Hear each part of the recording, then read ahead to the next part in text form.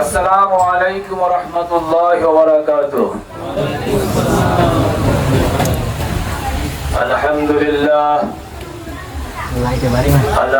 لله نحمده ونستعينه ونستغفره ونعوذ بالله من شرور أنفسنا ومن سيئات أعمالنا. من يهد الله فهو المهتدي ومن يضلل فلن تجد له وليا مرشدا. ونشهد أن لا إله إلا الله وحده لا شريك له. ونشهد أن سيدنا وحبيبنا ومولانا محمدا عبده ورسوله الذي أرسله بالحق بشيرا ونذيرا وداعيا إلى الله بإذنه وسراجا منيرا. فقد قال الله تعالى في كلامه المجيد والفرقانه الحميد: أعوذ بالله من الشيطان الرجيم. بسم الله الرحمن الرحيم. إن الله وملائكته يصلون على النبي يا أيها الذين آمنوا صلوا عليه وسلموا تسليما.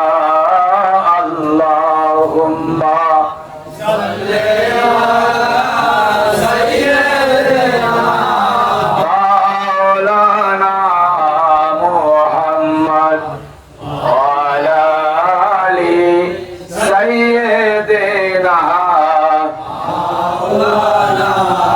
مولانا محمد. اللهم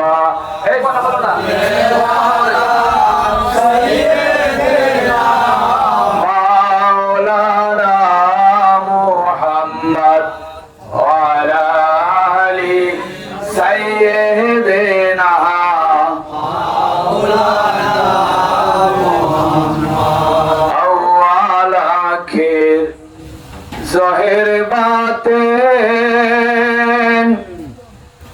जहर सामान के होना जार कदमेर धूली पे आरश धन्य हইল भाई। अल्लाहुम्मा सल्ले आला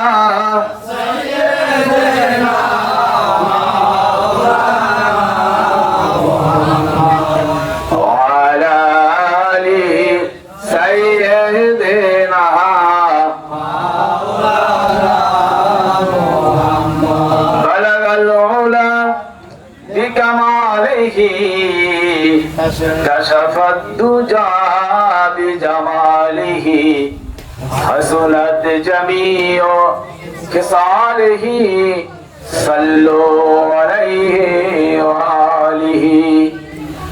قدموں میں مصطفیٰ کی میرا مجہر ہوتا के पाक होती मैं खाके सार होता। बलगलौला बिकमालिही कशफत दुजा बिजमालिही हसनत जमीओ खिसालिही सल्लु अलैहि নীতিরাত দরবার শরীফের উদ্যোগে আয়োজিত আজকে আমার বাবাজান হুজুর হযরত শাহ সুফি আমিনুল হক নুরি রাহিমাহুল্লাহ বেসালে হক দিবস উপলক্ষে ওফাত উপলক্ষে পবিত্র এই উরস শরীফে অত্র অঞ্চলের এবং দূর দূরান্ত থেকে আশিকিন জাকিরিন মুহিব্বিন দিনদার ইমানদার মুসলমান ভাই এবং বোনেরা মহান আল্লাহ রাব্বুল আলামিনের দরবারে লাখ কোটি শুকর এবং সুজুদ, যিনি আমাদেরকে এই বৈরী আবহাওয়ার মাঝেও মহান আল্লাহ পাকের ওলির দরবারে, নীতিরা দরবারে আসার, বসার এবং কোরআন সুন্নাহ থেকে আলোচনা শোনার তৌফিক দান করেছেন। সেই মহান মনিবের দরবারে অন্তরের অন্তঃস্থল থেকে সবাই শুকর আদায় করে বলি আলহামদুলিল্লাহ। অসংখ্য দরুদ এবং সালাম সাইয়্যিদুল মুরসালিন আশরাফুল আম্বিয়া নবী মুহাম্মদুর রাসূলুল্লাহ সাল্লাল্লাহু আলাইহি ওয়াসাল্লামের প্রতি। মুহতারাম হাজিরিন, উরস শরীফ ইসলামের নতুন কোন বিষয়ের সংযোজন নয়। এই উরস শরীফ ইসালে সওয়াবের এই অনুষ্ঠান আমাদের প্রিয় নবী হযরত মুহাম্মদ সাল্লাল্লাহু আলাইহি ওয়াসাল্লামের জীবদ্দশা থেকে শুরু হয়েছে। নবীজির মাদানী জীবন থেকে এই পবিত্র উরস শরীফের সূচনা হয়েছে। উহুদের যুদ্ধে ইসলাম কায়েম করার জন্য আল্লাহ পাকের মহব্বতে, নবীজির মহব্বতে যারা নিজেদের জীবনকে উৎসর্গ করে দিয়ে শাহাদাত বরণ করেছিলেন, নবীজির চাচা যান হযরত আমির হামজা রাহিমাহুল্লাহ সহ যত সাহাবায়ে কেরাম শাহাদাত বরণ করেছিলেন,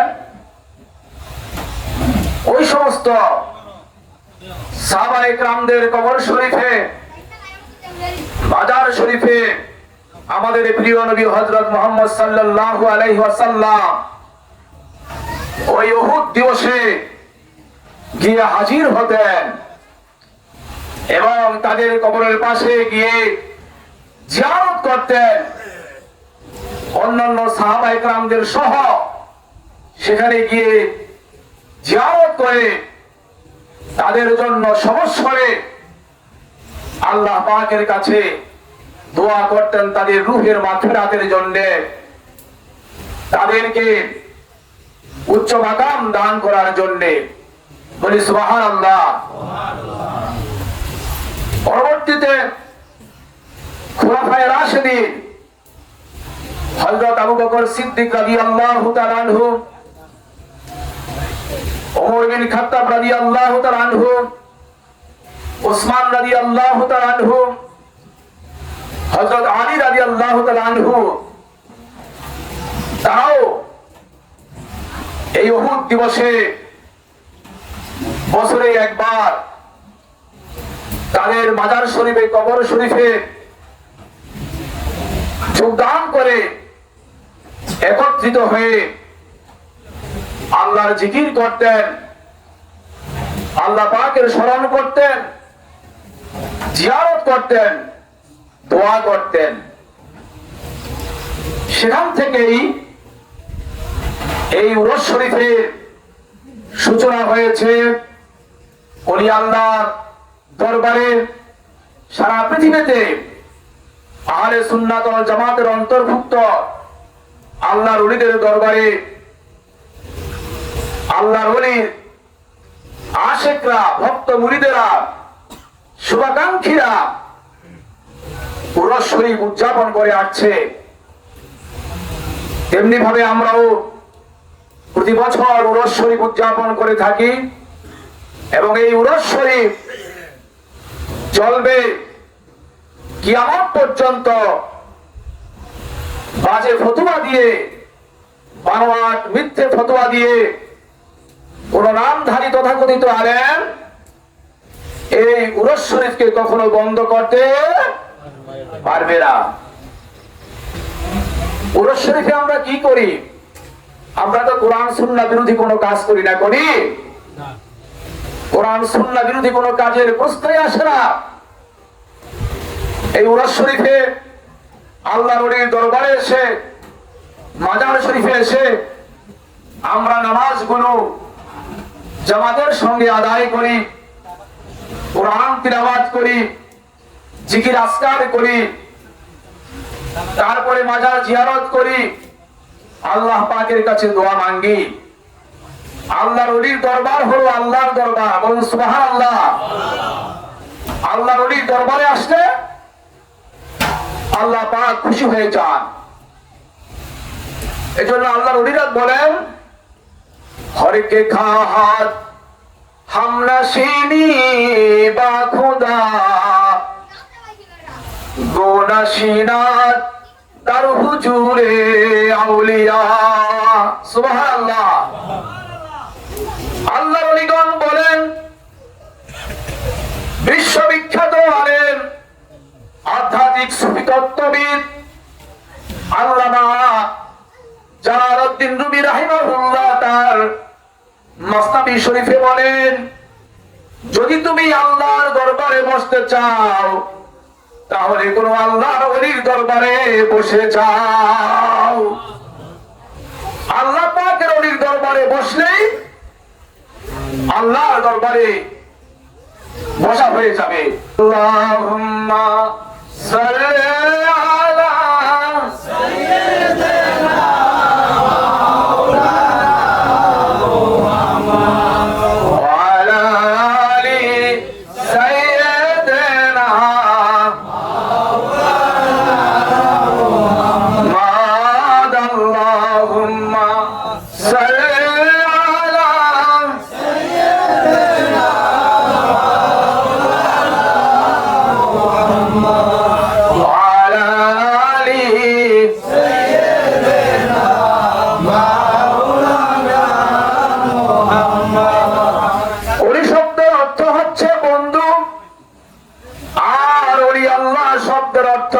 আল্লাহর বন্ধু।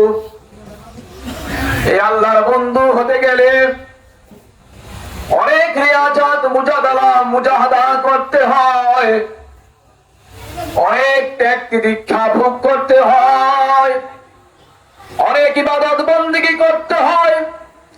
ফরজ, ওয়াজিব, সুন্নত ইবাদতের সাথে সাথে রাত দিন নফল ইবাদত বেশি বেশি করতে হয়।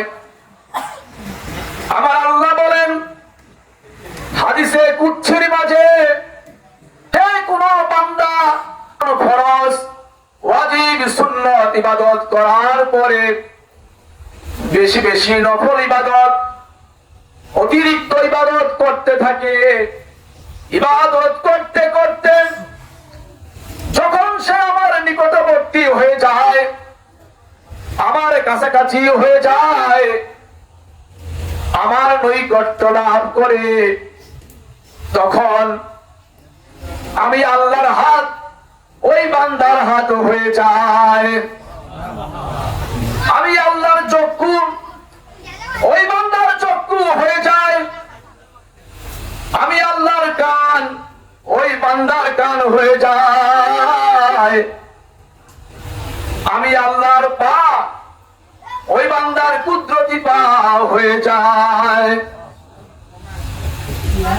ওই আমার বান্দা যখন আমার কাছে দুটি হাত তুলে, তখন আমার ওই বান্দা আমার এত আপন হয়ে যায়, এত কাছের হয়ে যায়, সে যা চায় আমি তাকে তা দেওয়ার জন্য কখনো কৃপণতা করি না। আমার কাছে যা চায় আমি তখন সাথে সাথে তাকে দান করে দেই।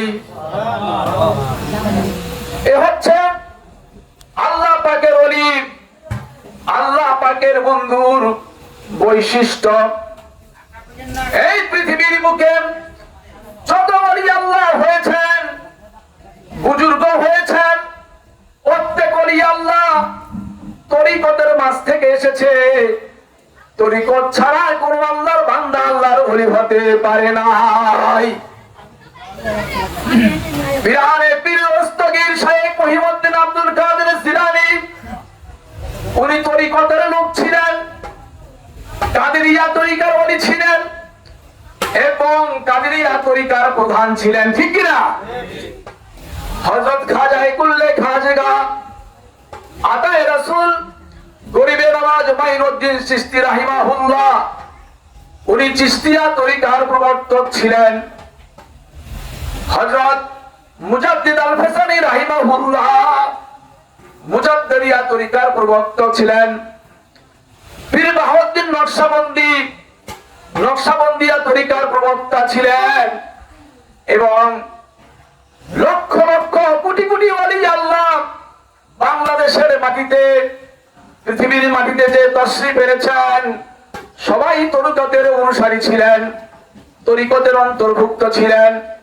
তরিকত ছাড়া পৃথিবীর মাটিতে কোনো আল্লাহর ওলি হয় নাই, এখনো হচ্ছে না। কিয়ামত পর্যন্ত তরিকতবিহীন কোন ব্যক্তি আল্লাহর ওলি হতে পারবে না। যত আল্লাহর ওলি রয়েছেন প্রত্যেক আল্লাহর ওলি তরিকতভুক্ত। এই জন্য সুন্নি রূপ বাদে, আহলে সুন্নাতুল জামাতের অনুসারী বাদে ওহাবীদের মাঝে কোনো আল্লাহর ওলি নাই, আহলে হাদিসদের মাঝে কোনো আল্লাহর ওলি নাই, লামাযহাবীদের মাঝে কোনো আল্লাহর ওলি নাই। সমস্ত আল্লাহর ওলিরা হচ্ছেন আহলে সুন্নাতুল জামাতের অন্তর্ভুক্ত, তরিকতের অন্তর্ভুক্ত, পাক পাঞ্জাতন আহলে বায়াতের অন্তর্ভুক্ত। বলি সুবহানাল্লাহি ওয়া বিহামদিহি। তরিকত কি?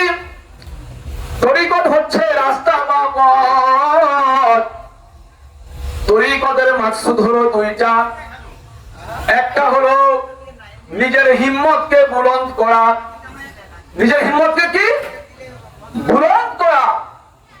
এর অর্থ হচ্ছে অমুক ব্যক্তি ভালো ভালো কাজ করে, নেক আমল করে, আমি কেন ভালো কাজ করতে পারবো না, আমি কেন নেক আমল করতে পারবো না। অমুক ব্যক্তি ফরজ ওয়াজিব সুন্নাত নফল সব আমল করে, আমি কেন ফরজ ওয়াজিব সুন্নাত নফল আমলগুলি করতে পারবো না। অমুক ব্যক্তি তার স্ত্রীকে পর্দায় রাখে, আমি কেন আমার স্ত্রীকে পর্দার মাঝে রাখতে পারবো না। অমুক ব্যক্তি নামাজগুলো সহিভাবে আদায় করে, আমি কেন নামাজ সহিভাবে খুলুসিয়াতের সঙ্গে আদায় করতে পারবো না। অমুক ব্যক্তি রমজানের রোজাগুলো ঠিক মতো রাখে, আমিও তো মানুষ, আমি কেন রমজানের রোজাগুলো ঠিক মতো রাখতে পারবো না। অমুক ব্যক্তি বৃদ্ধ মানুষ, সে বৃদ্ধ হয়ে আল্লাহর পাগল হয়েছে, আমি বৃদ্ধ মানুষ, আমি কেন আল্লাহর পাগল হতে পারবো না। অমুক ব্যক্তি যুবক মানুষ, সে যুবক হয়ে আল্লাহর পাগল হয়েছে, আমি কেন যুবক হয়ে আল্লাহর পাগল হতে পারবো না। অমুক ব্যক্তি আলেম মানুষ, সে আলেম হয়ে আল্লাহর পাগল হয়েছে, আমি আলেম হয়ে কেন আল্লাহর পাগল হতে পারবো না। অমুক ব্যক্তি মূর্খ মানুষ, সে মূর্খ হয়ে আল্লাহর পাগল হয়েছে, আমি মূর্খ হয়ে কেন আল্লাহর পাগল হতে পারবো না। এটা হলো কি ভিতরে আল্লাহ পাকের ইবাদত করার জন্য, তার আপন হওয়ার জন্য প্রতিযোগিতা করা। কি করা? প্রতিযোগিতা করা। এই প্রতিযোগিতা করা এটা কোনো অন্যায় নয়। এই প্রতিযোগিতায় খুশি হয়ে যান কে? আল্লাহ সুবহানাহু ওয়া তাআলা। অমুক ব্যক্তি আপনার সমস্ত খারাপ কাজ বাদ দিয়েছে, কোন অন্যায় কাজ করে না, আমি কেন খারাপ কাজ বাদ দিতে পারবো না? অন্যায় কাজগুলো বাদ দিতে পারবো না। অমুক ব্যক্তি পীরের মুরিদ হয়েছে, আমি কেন পীরের মুরিদ হতে পারবো না? অমুক ব্যক্তি বায়াত হয়েছে, আমি কেন বায়াত হতে পারবো না? অমুক ব্যক্তি পীরের দরবারে আসা যাওয়া করে, আল্লাহর ওলির দরবারে আসা যাওয়া করে, আমি কেন ওলি আল্লাহর দরবারে, পীরের দরবারে আসা যাওয়া করতে পারবো না? এরকম ইচ্ছা, এরকম চিন্তা ভাবনা অন্তরের মধ্যে রাখতে হবে। এরপরে হলো আপনার মানুষকে দেখানোর জন্য ইবাদত করা যাবে না। ইবাদত করতে হবে কাকে খুশি করার জন্য? আল্লাহ পাককে খুশি করার জন্য। এখানে যে আমরা নির্দিরা দরবারে আসছি, এটা কি পীর মুর্শিদকে খুশি করার জন্য না আল্লাহকে খুশি করার জন্য? আল্লাহকে খুশি করার জন্য। নিয়তের মধ্যে কোনো ভেজাল রাখা যাবে না, নিয়ত সই করতে হবে। দেখেন হযরত আবুল হাসান নুরি রাহিমাহুল্লাহ আল্লাহর ওলি ছিলেন। সে পথ দিয়ে হাঁটতেছে, দেখলো হাঁটার সময় 10টা মানুষ 10টা মাটির কলস মাথায় নিয়ে বাচ্চার জন্য মদ নিয়ে যাচ্ছে। এই দৃশ্য দেখে সে কি করলো? একটা একটা করে 9টা মদের কলস ভেঙে দিল। সুবহানাল্লাহ। 9টা কলস ভাঙার পরে তার ভিতরে এমন চিন্তা ভাবনা আসলো যে আবুল হাসান 9টা মদের কলস ভেঙেছ, আর একটা কলস বাকি আছে, এটা যদি তুমি ভাঙতে পারো তাহলে তোমার একটা নাম হয়ে যাবে। কি হয়ে যাবে? নাম হয়ে যাবে। তখন এই নফস যখন ধোঁকা দিল, যখন এই চিন্তা মনে আসলো, বাকি একটা কলস সে আর ভাঙলো না। ওই মানুষগুলো বাদশাহ দরবারে গিয়ে বলল যে আবুল হাসান নুরি আমাদের 9টা কলস ভেঙে ফেলেছে। বাদশাহ নামদার আপনার জন্য মদ আনতেছিলাম, কিন্তু আনতে পারিনি। একটা কলস উনি ভাঙেনি, এটা নিয়ে আসছি। ডাকো আবুল হাসান নুরিকে, এখানে ডাকো। ডাকার পরে বাদশাহ এবার জিজ্ঞেস করতেছে, আপনি যে 9টি মদের কলস ভাঙলেন, কার হুকুমে ভাঙলেন? কে আপনাকে হুকুম করেছে? আল্লাহর ওলি বলতেছেন যে আপনাকে যে পয়দা করেছে, সৃষ্টি করেছে, আর আমাকে যে সৃষ্টি করেছে, সে আল্লাহর হুকুমে আমি কলসগুলো ভেঙেছি। সুবহানাল্লাহ। তো 9টা কলস যে ভাঙলেন, আর একটা যে ভাঙলেন না, এর কারণ কি? যে একটা কলস ভাঙি না, এই জন্য 9টা কলস ভেঙেছি আমি আমার মালিককে, আল্লাহকে খুশি করার জন্য। সুবহানাল্লাহ। আর একটা কলস যখন বাকি ছিল, এটা যখন ভাঙবো প্রস্তুতি নিচ্ছি, ওই সময় নফস আমাকে ধোঁকা দিচ্ছে যে 9টা কলস ভেঙেছ, আর এই কলসটা ভাঙলে তোমার একটা নাম হয়ে যাবে, এদেশে তোমার নাম প্রচার হবে, তুমি এইটাও ভাঙো। আমি তখন ভাবলাম যে এইটা যদি আমি ভাঙি তাহলে আমার এটা রিয়া হবে। কি হবে? রিয়া হবে। এটা আল্লাহর সন্তুষ্টির জন্য ভাঙা হবে না। তাই আমি এই কলসটা ভাঙি নাই। আমি যা করতে চাই সবকিছু আল্লাহ পাককে রাজি খুশি করার জন্য করতে চাই। সুবহানাল্লাহ। বাচ্চা ওই আল্লাহর ওলির কাছে সারেন্ডার করলো, মদ খাওয়া জীবনের জন্য বন্ধ করে দিল, তওবা করে বায়াত হয়ে তার কাছে মুসলমান হলো, এমনকি তার কাছে চিরতর জীবনের জন্য বায়াত হয়ে মুরিদ হয়ে গেল। সুবহানাল্লাহ। বলেন সুবহানাল্লাহ। সুবহানাল্লাহ। আল্লাহর ওলিরা এভাবে সারা দুনিয়ার বুকে ইসলামকে প্রচার করেছে, ইসলাম কায়েম করেছে। আল্লাহর ওলিরা যা কিছু করে মানুষকে খুশি করার জন্য নয়, কাকে খুশি করার জন্য করে? আল্লাহকে খুশি করার জন্য করে। আমরাও আল্লাহর ওলির দরবারে এসেছি, আমরা ইবাদত বন্দেগী করব বাবাজি কাকে খুশি করার জন্য? আল্লাহ পাককে খুশি করার জন্য। আল্লাহ পাক আমাদের সকলকে তার ইবাদত বন্দেগী খাসভাবে করার তৌফিক দান করুন। আজকের এই উরুস শরীফকে কবুল আর মঞ্জুর করেন। বলি আমিন। আরো জোরে বলি আমিন। আলহামদুলিল্লাহি রাব্বিল আলামিন।